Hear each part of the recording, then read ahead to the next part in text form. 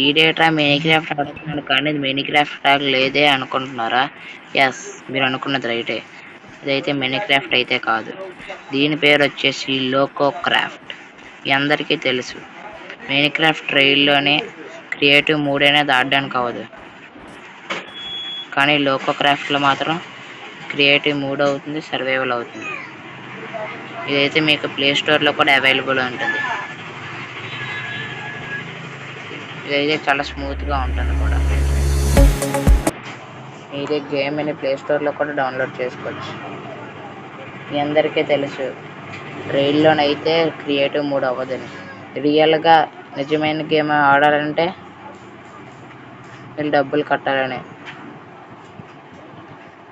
దీనికి మనీ అడుగుతుంది, but loco క్రాఫ్ట్కి మాత్రం మనీ అవసరం లేదు, ఏటీ అవసరం లేదు, ఫ్రీ. ఇందులోని